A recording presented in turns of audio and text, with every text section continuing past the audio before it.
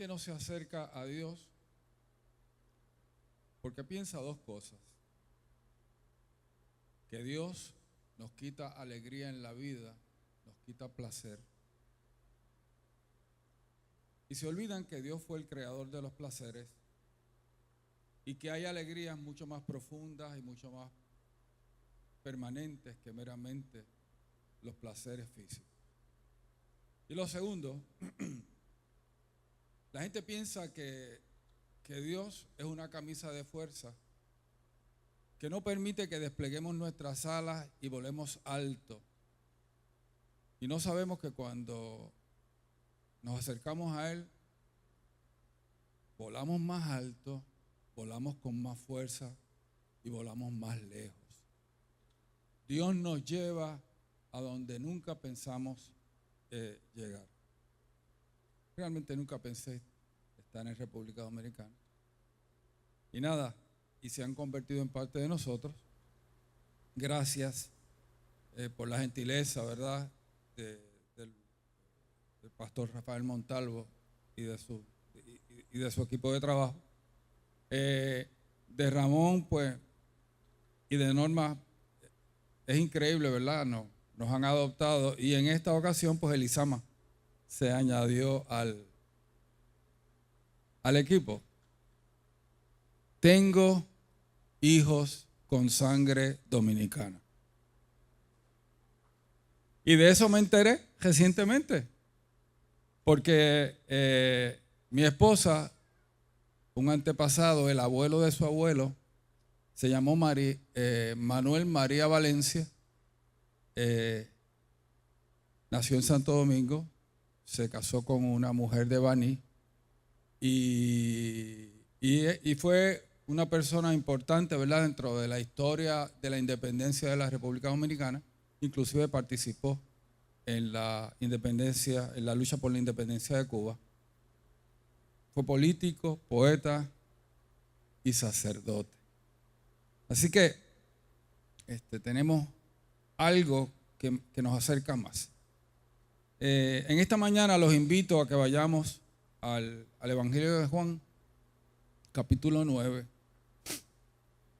Y vamos a hablar de un pasaje que muchos de ustedes conocen, porque de ese pasaje es que surge la frase: yo solo sé que yo era ciego y ahora veo. Pero no vamos a hablar de eso. Vamos a hablar de lo que ocurre anteriormente.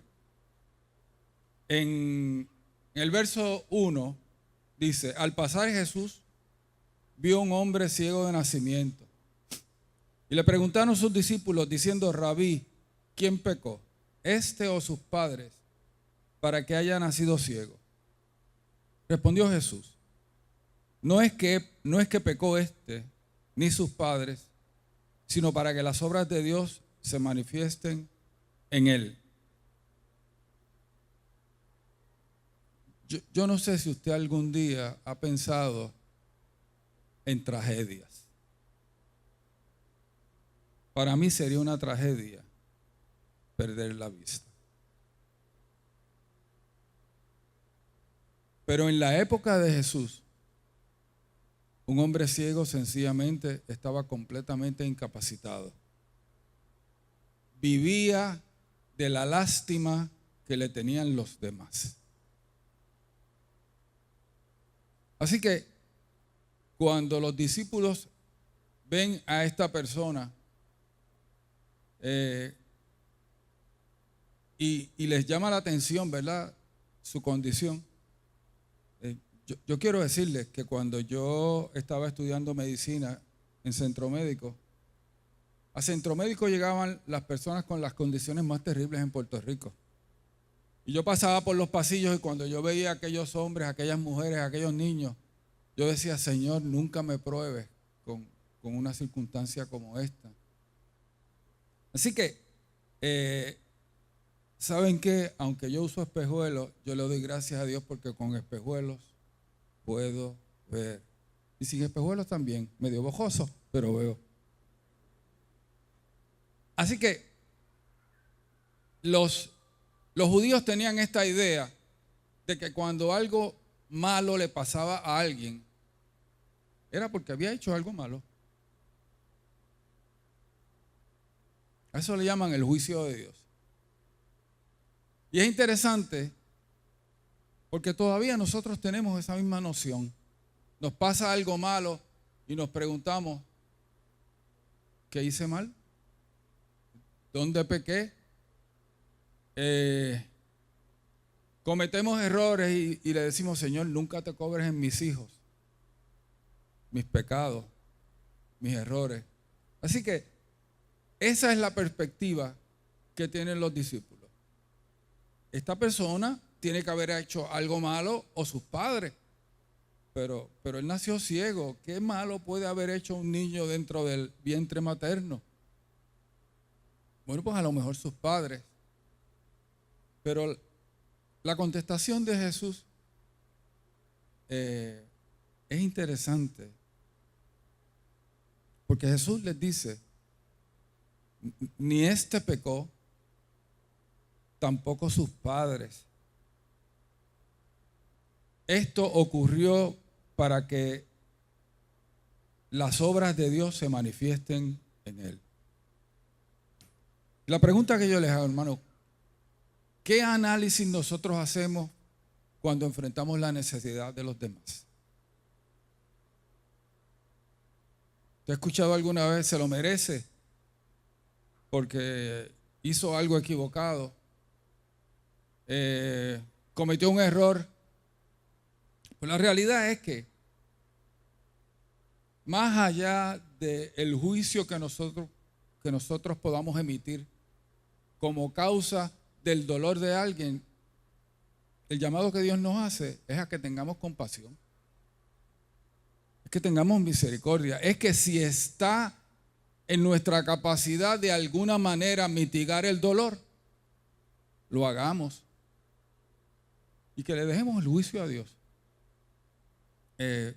Y es interesante porque en múltiples ocasiones Jesús sanó, y probablemente de los pasajes más conocidos es a los 10 leprosos.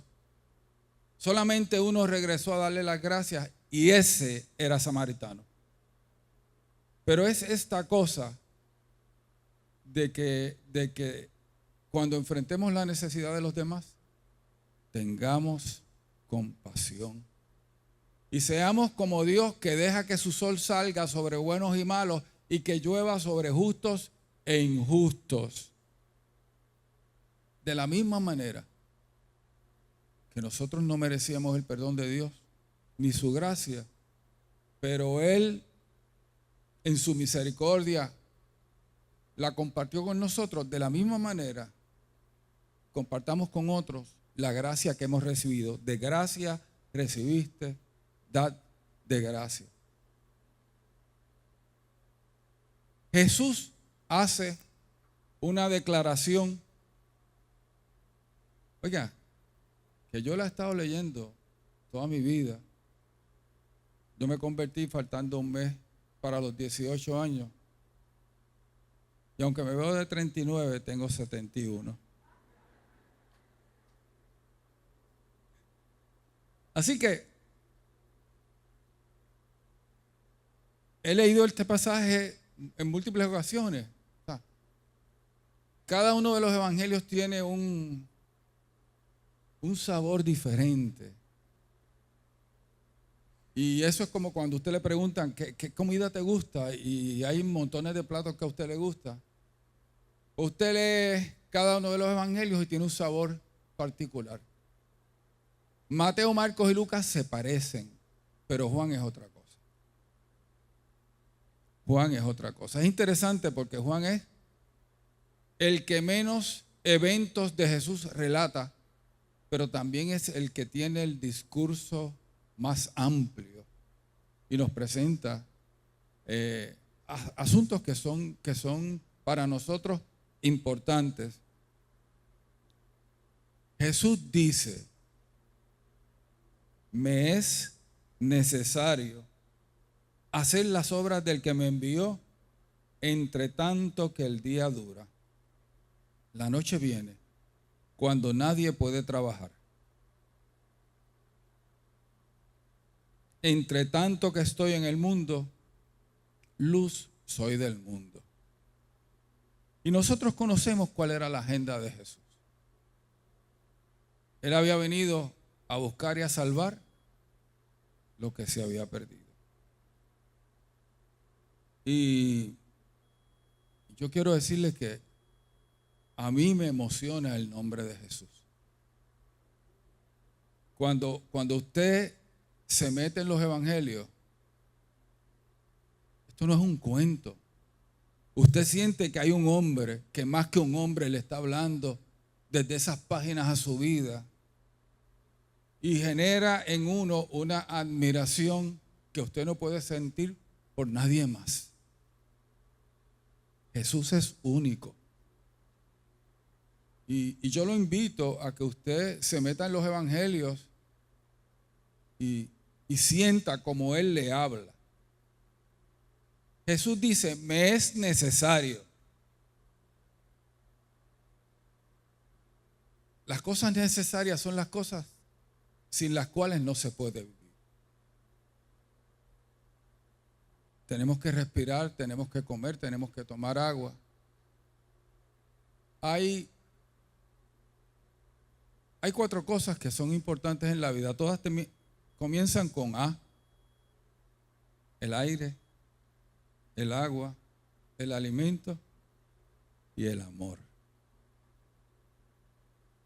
Y Jesús dice, hay algo que es fundamental para mi vida.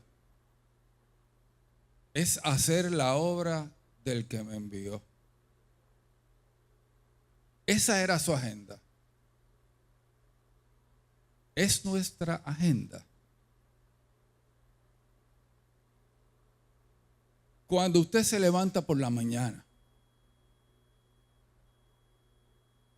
¿en qué usted piensa? ¿Qué cosa lo motiva? Y aquí estemos claros. Hay que trabajar. Hay que ganarse la vida. Pero vivimos para la compañía. Vivimos para un oficio. Vivimos para una profesión. Una pregunta similar. ¿Qué nos define? Si a usted le preguntan, ¿quién es usted? ¿Para qué usted vive?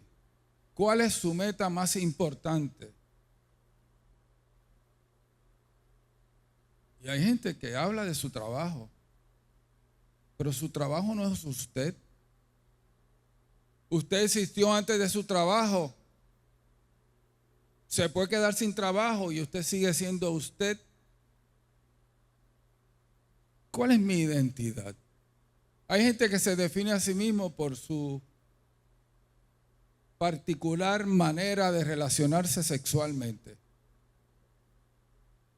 Hay otra gente que se define por su nacionalidad. ¿Sabes qué?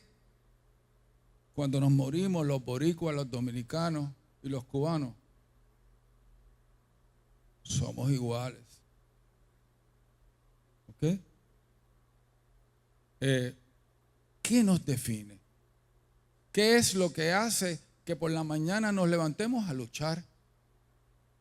Pues se supone, y esto es una pregunta que aparece definida en uno de los catecismos más antiguos de la iglesia protestante. ¿Cuál es el propósito del hombre? El propósito del hombre es darle gloria a Dios.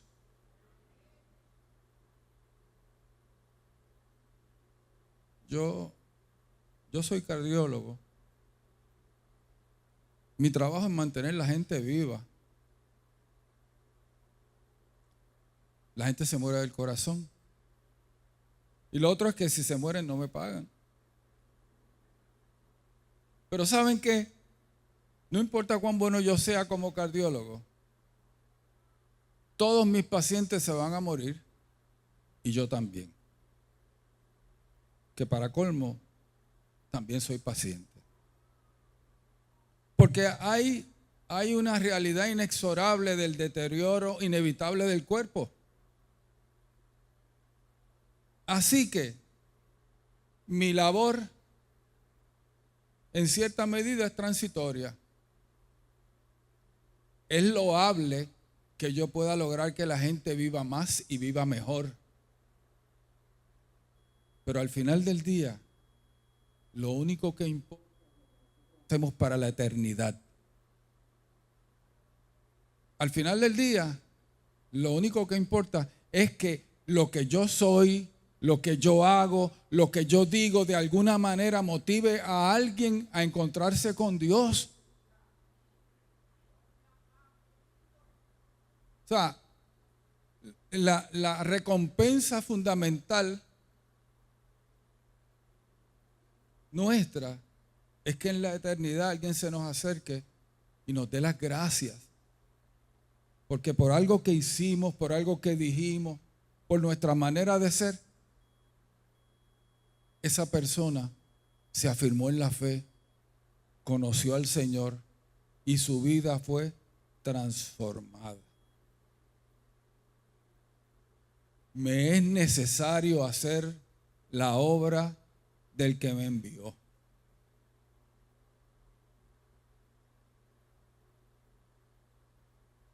Por las mañanas, oye, está el rush del desayuno. Ustedes enfrentan un tránsito bestial, nosotros también, no tan bestial. Enfrentamos las condiciones de nuestro trabajo, donde a veces vamos a enfrentar hostilidad, dificultad. Llegamos por la tarde cansados. Obviamente voy a hablar desde la perspectiva del hombre. Y llegas a tu casa cansado y tu mujer, los nenes. ¿Qué hicieron los nenes? Y si le preguntamos a la mujer, pues también ella tiene su día difícil, su día incómodo. Pero usted no se ha preguntado si es posible que en medio de todo eso Dios se pueda glorificar en su vida.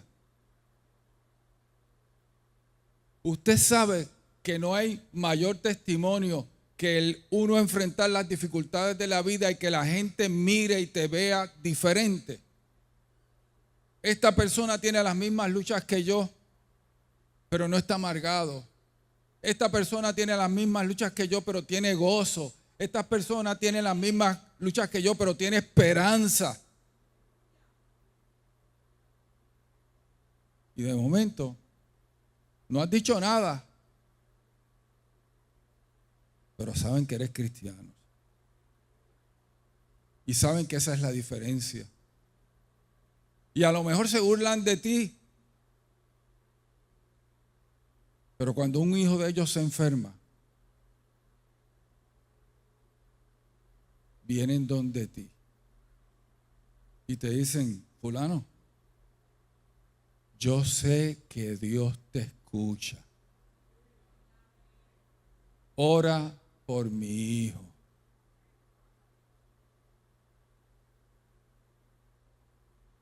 Porque entonces nuestro anhelo es que Dios se manifieste a través de nuestra vida. Imperfecta, con dificultades, que comete errores. Pero ¿saben qué? Tenemos este tesoro en vasos de barro para que la excelencia del poder no sea de nosotros, sino de Dios. Y eso es fundamental. Que cuando nos levantemos por la mañana digamos, Señor, tú sabes mi agenda. Glorifícate en medio de mi vida. Que en lo que yo haga, de alguna manera, tú brilles. Hay unos requisitos. Si eres mecánico, sé el mejor. hagas lo que hagas, hazlo con excelencia. Porque cuando tú haces las cosas con excelencia, tú adornas la doctrina. Si eres un flojo, no digas que vienes a la iglesia cristiana Santo Domingo. No.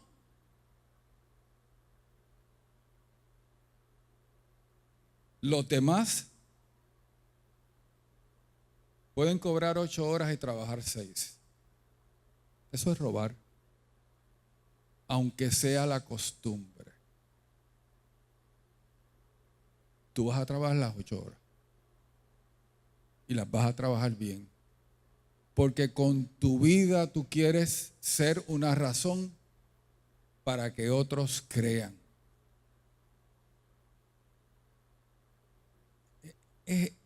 Señor, yo quiero que tú me des la oportunidad de hablarle a alguien de ti. Y a lo mejor usted es tímido. Mire, cuando comenzó nuestro ministerio, nosotros teníamos esta costumbre de salir a predicar a las calles. Era un evangelismo agresivo. Y había gente que no tenía ningún empacho en parar a alguien y traerle el plan de salvación. Pero habemos gente que somos tímidos. ¿Ok? Tan tímidos que mi mujer se me declaró a mí y no yo a ella. Y se nos hace difícil.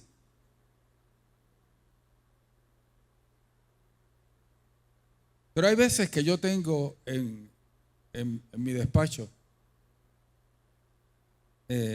cuando usted está viendo a la gente por mucho tiempo, ya usted los conoce. Ejemplos. Esta pareja que siempre vienen juntos. Y de momento un día entra ella vestida de negro y sola. Y tiene la presión bien. Y los laboratorios están bien. Y eso tú lo puedes despachar en 5 minutos. Pero tú sabes que esa persona viene con un profundo dolor. Y tú sabes que no hay consuelo en las palabras, que solo Dios consuela. Y aunque tengo la sala de espera llena, le tengo que decir, ¿sabe qué? Quien único la puede consolar y darle fuerza es el Señor. Y en ese momento, no le pregunto, hago una oración por ella. Nunca la han rechazado.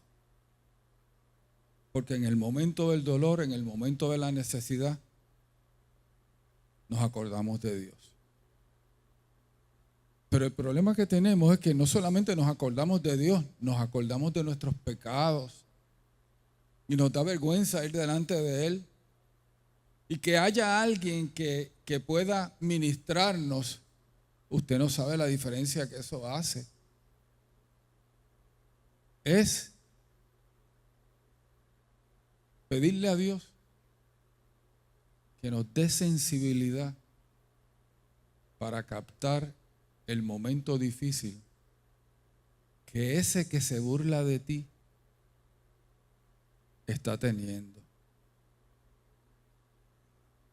Y yo no sé por qué, pero el dolor nos hermana.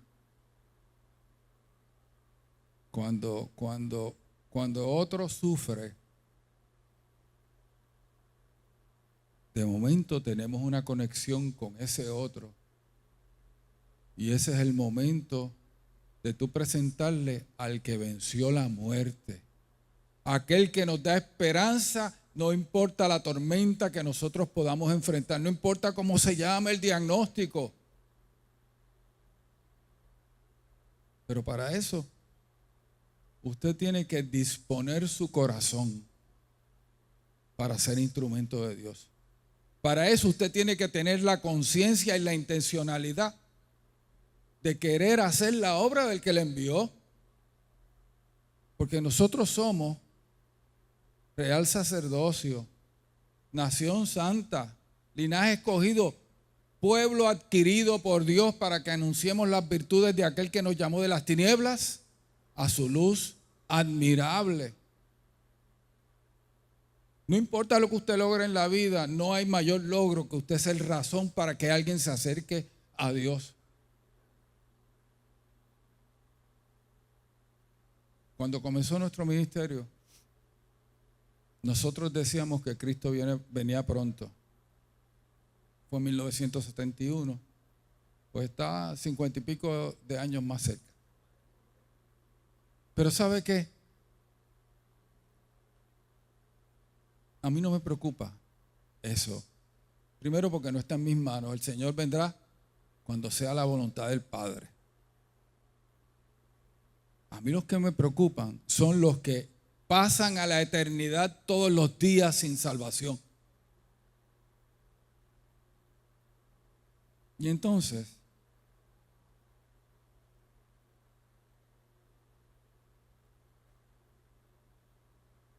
ahí viene el resto de ese versículo. Me es necesario hacer las obras del que me envió. Entre tanto, el día dura. La noche viene cuando nadie puede trabajar. Entre tanto que estoy en el mundo, luz soy del mundo. Y es interesante porque lo que Jesús dice es, yo tengo una agenda que es hacer la obra de Dios, pero tengo un tiempo para hacerla. Esta idea de que nosotros tenemos la eternidad en sentido figurado para obedecer a Dios es equivocada.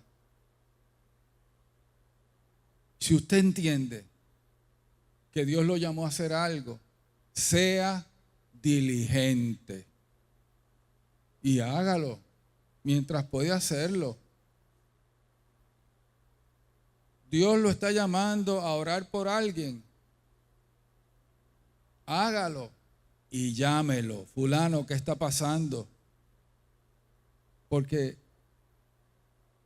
es posible que cuando te decidas a actuar ya sea irrelevante, ya no importa, porque debiste haberlo hecho en un momento dado. O sea, yo quiero que usted entienda, Jesús dice, tengo algo que hacer y lo tengo que hacer en un tiempo, porque llegará el momento en que no lo puedo hacer.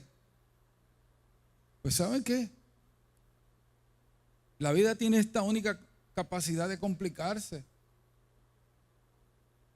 Accidentes, enfermedades, la muerte.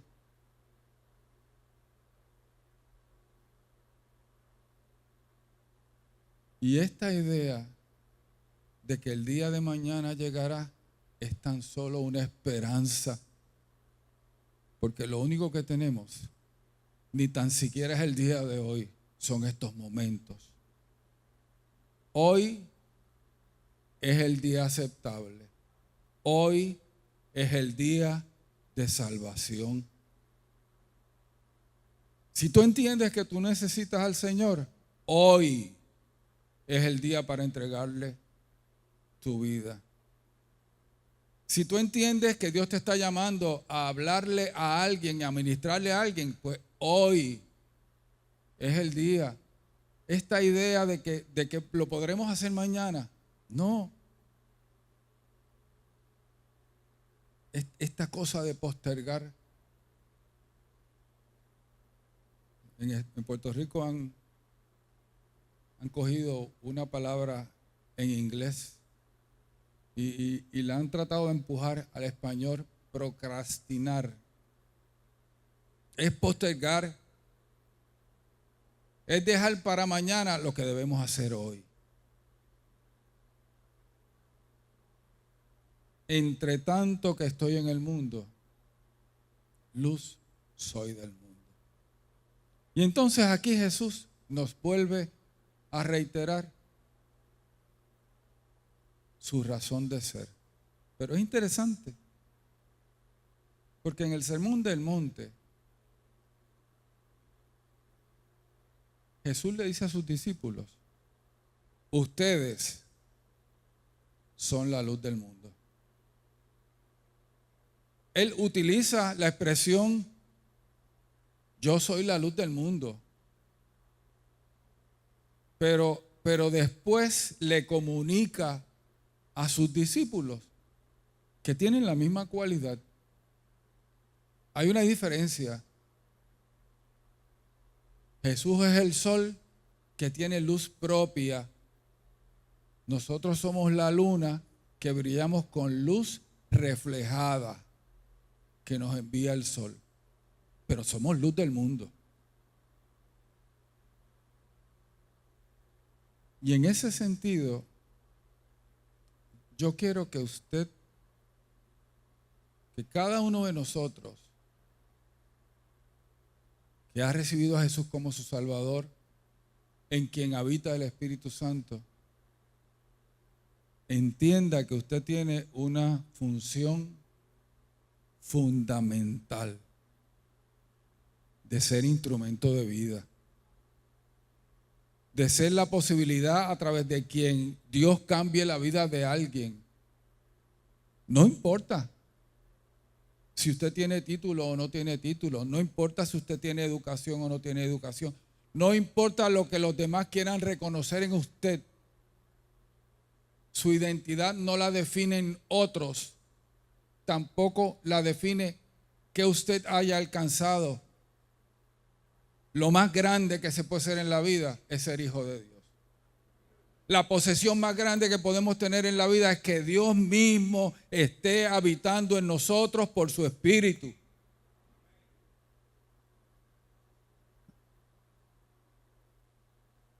La gente se mata por tener acceso a los políticos. Un político habla y usted ve a la gente acomodándose detrás para salir en la foto. Una vez alguien me dijo: mira, fulano de tal me dio la mano y no me lavé la mano por una semana. ¡Qué horror! Pero nosotros tuteamos al Dios del universo. O sea, nosotros tenemos acceso al soberano, al todopoderoso, al creador por el sacrificio de Jesús, que nos abrió ese camino vivo a través de la sangre de su sacrificio.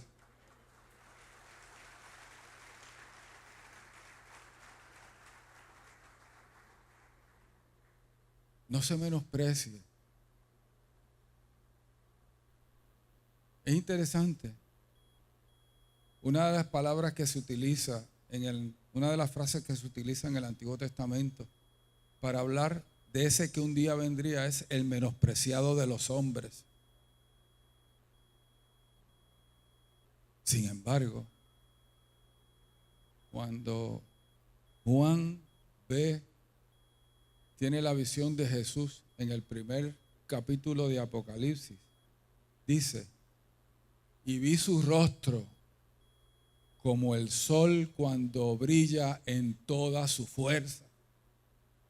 Y de momento está hablando de una presencia y de una belleza indescriptible, porque el sol usted no lo puede mirar de frente.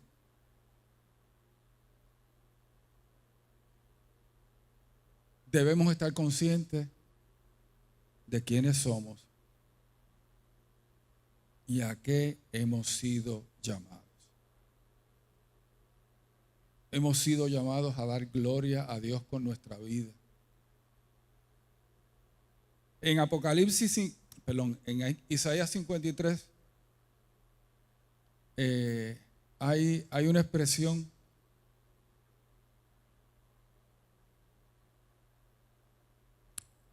al final del pasaje. del capítulo 53, cuando se habla de que ese que da su vida vivirá y verá la recompensa por sus sacrificios. Quiero utilizar una experiencia humana. Yo quiero decirle que yo me emocioné cuando yo vi ese montón de muchachos siendo presentados al Señor. Porque usted ve esas mujeres sonrientes, pero parir, cargar un niño 9 meses implica incomodidad por ponerlo bonito, muchas veces implica dolor. Pero la Biblia dice que cuando el niño nace, la mujer olvida. Y eso es bueno porque si no, no vuelve a quedar preñada. Las mujeres tendrían nada más que un solo hijo, ¿verdad? Así que, y eso se parece un poco a cuando yo hacía guardias en centro médico y a las 3 de la mañana tú estabas esbaratado porque estabas trabajando desde las 7 de la mañana y tú decías no lo vuelvo a hacer, pero al final del mes te daban los chavos de las guardias y tú decías, wow, con esto yo pago esto, pago esto, pago esto otro. Y esa era la recompensa por mi sufrimiento. Que a fin de cuentas era para darle mejor vida a los que yo amo, a mi esposa y a mis hijos. Cada uno de nosotros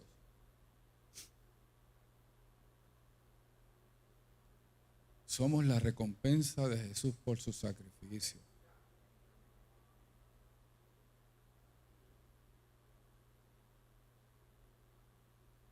Y algún día, la pregunta que Dios nos va a hacer no es si tú eras buen miembro de la iglesia cristiana Santo Domingo o de la Catacumba o eras buen católico. La pregunta que Dios nos va a hacer es, ¿qué hiciste con la sangre de mi hijo que se derramó por ti en la cruz del Calvario? De eso es que estamos hablando. Y por esa sangre y por ese sacrificio, cada uno de nosotros se debe levantar por las mañanas diciendo, Señor, aquí estoy, ofrenda y sacrificio vivo para ti. Glorifícate en mi vida, no importa lo que yo enfrente. ¿Y sabe qué? La vida cambia cuando vivimos para Dios. Dios les bendiga.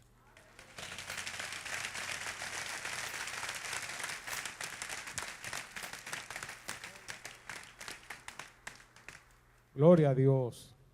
La verdad que no tenemos todo el tiempo que quisiéramos en esta tierra. Y uno no sabe cuándo vamos a partir de aquí. Interesante esto, que Jesús, siendo el Hijo de Dios, tenía un sentido del tiempo, de la oportunidad, una meta y un propósito.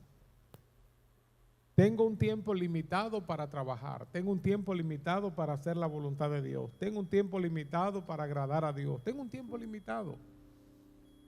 Mientras el hermano César compartía esta palabra, yo pensaba, ¿cuáles son nuestras prioridades? ¿Cuáles son nuestras prioridades? Obviamente cuando una persona se está acercando al fin de sus días, como que las prioridades emergen. A veces están allá como en el fondo del mar, pero van emergiendo. Y las prioridades nuestras son muy claras. La Biblia enseña de amar a Dios, tener esa comunión, esa relación con Dios. Las relaciones personales, la esposa, la familia, los hijos, los amigos, son las cosas prioritarias. ¿Trabajo es prioritario? Claro que sí, pero el trabajo es más bien como un medio para lograr otras cosas, igual que los estudios. Creo que son medios. Y claro, uno se siente realizado y el arte y la música y y los hobbies, los pasatiempos, todo eso es parte de la vida.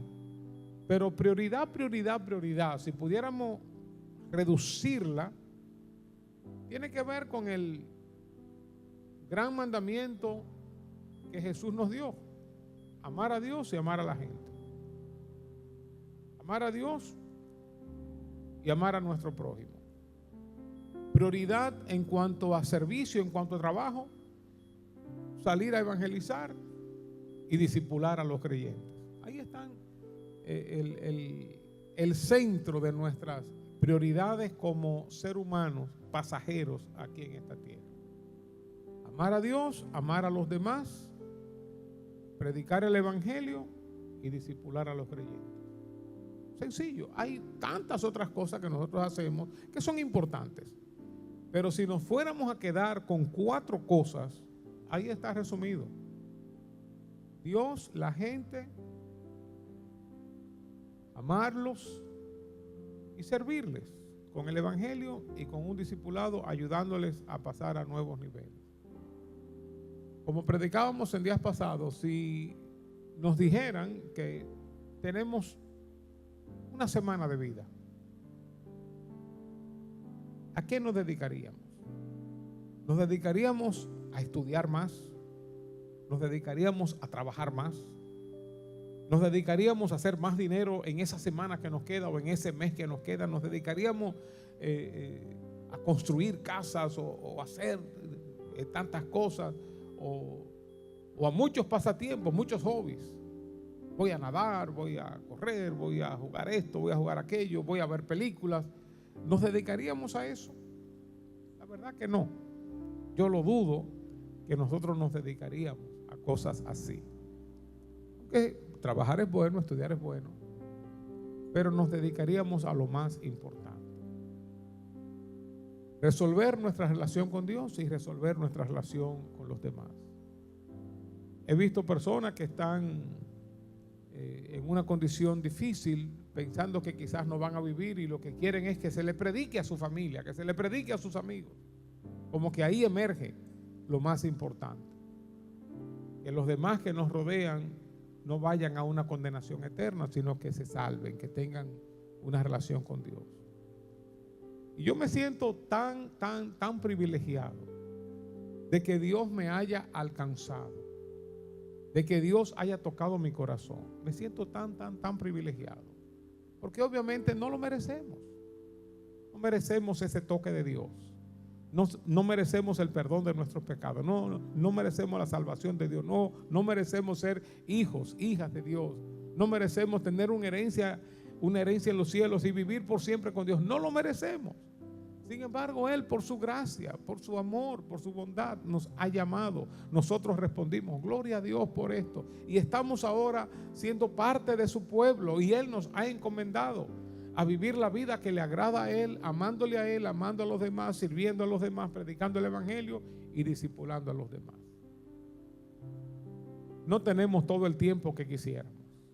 Tenemos un tiempo medido y no sabemos cuándo el reloj se va a parar. No lo sabemos. Jesús dice: yo estoy trabajando mientras el día dura, pero el día sabe que va declinando, y uno sabe que tiene un fin, y uno sabe más o menos cuándo es. En el caso nuestro, nosotros no sabemos cuándo será el fin de nosotros. Hoy mismo no sabemos cuál de nosotros se va a morir. Hoy mismo no sabemos. Si hablando aquí, mira que estaba allá en la iglesia y ese goidito ahí tocando piano, y mira, se fue con el Señor. Uno no sabe cuál de nosotros se va a ir, aún hoy mismo, en el próximo minuto. Por eso debemos estar siempre preparados y satisfechos de haber servido al Señor, de haber amado al Señor, de haber amado a las personas, no tener rencor, amargura, falta de perdón en mi corazón. Y si tú no conoces al Señor, no tienes toda la vida para decidirlo. No, cuando yo sea viejo, cuando yo sea mayor, yo voy a hacer primero esto y esto y esto. No tienes toda la vida. Hoy, dice la Biblia, hoy es el día de salvación. Hoy tú puedes tener un encuentro personal con Jesús. Hoy, en el día de hoy, Dios te está llamando y te ha traído aquí con un propósito. Quiere que tú le conozcas y que disfrutes, que viva la vida plena, la vida abundante que Él ofrece con el poder de su Espíritu Santo. No es una vida religiosa basada en nuestra fuerza, en nuestra carne, en nuestra humanidad. Es con el poder de Dios. Y si tú quieres conocer a Dios, te voy a invitar a orar conmigo diciéndole: Señor, ven a mi corazón, soy pecador, perdona mis pecados, sálvame, Señor, yo quiero conocerte. Vamos a orar juntos. Te voy a guiar en una oración frase por frase y después te voy a pedir que pases aquí al frente para que toda la iglesia ore por ti. También los que nos están viendo en las diferentes redes, hagan un tiempo de quietud. Y si tú quieres recibir al Señor allá en tu hogar o donde quiera que estés, también lo puedes recibir. Vamos a cerrar nuestros ojos y oremos juntos. Di conmigo: Señor Jesús. Repite: Señor Jesús, yo te necesito. Te pido perdón por mis pecados. Yo quiero conocerte, Dios. Abro la puerta de mi corazón y te invito a entrar en mi vida. Sálvame, Jesús. Declaro hoy que Jesucristo es mi Señor y mi Salvador. Gracias por morir en la cruz por mí. Gracias por amarme. Y gracias por perdonarme. Amén. Amén. Quiero orar por ti. ¿Hiciste esta oración conmigo? Levanta tu mano bien en alto. Amén. Dios te bendiga. Amén. Dios te bendiga. Vamos todos a estar de pie. Amén. Dios te bendiga. Y pasen por aquí, por favor. Vamos a orar por ustedes. Puede pedirle a alguien: ven, acompáñame. Y vamos a orar ahora por ustedes. Cuando uno toma esta decisión por Jesús, no está tomando una decisión por una iglesia, por una institución.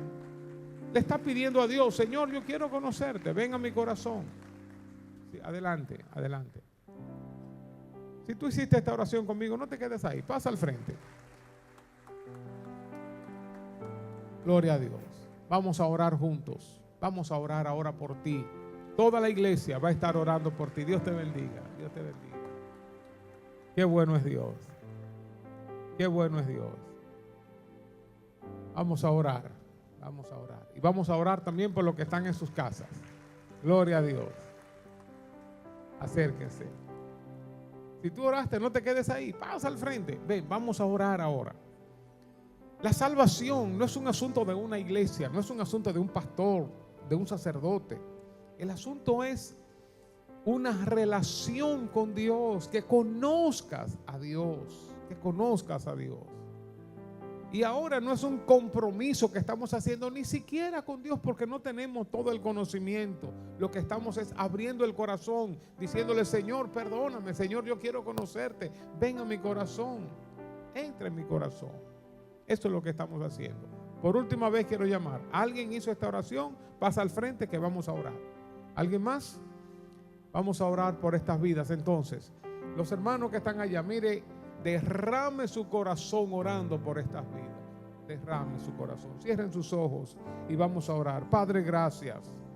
Gracias por estas vidas preciosas, estas vidas hermosas. Llénale, Señor, de tu presencia. Llénales de tu Espíritu Santo. Tócales, Dios. Rompe toda cadena, Señor. Llénales de tu paz. De tu paz. Que tu presencia caiga sobre ellos, Señor. Que tú los ayudes a crecer así como nos has ayudado a nosotros. Que tú traigas revelación a sus vidas, así como la has traído a nosotros, Señor. Abre sus ojos, abre su entendimiento. Dale comunión contigo, Señor. Que nazcan de nuevo. Sopla sobre ellos, Señor, tu presencia, tu Espíritu Santo, Señor. Que se rompan las cadenas y que tú seas glorificado en sus vidas, en sus familias, en sus amigos, en sus quehaceres, en sus trabajos, sus estudios, en todo lo que ellos hagan. Que tú los prosperes y que ellos vivan la vida abundante, la vida plena que tú tienes para ellos. Bendícelos, Señor. En tus manos los ponemos en el nombre de Jesús. Y el pueblo de Dios dice: amén. Qué bueno que están aquí. Les amamos y Dios les ama mucho. Tenemos un presentico para ustedes. Pasen por aquí, por favor. Sigan a este servidor.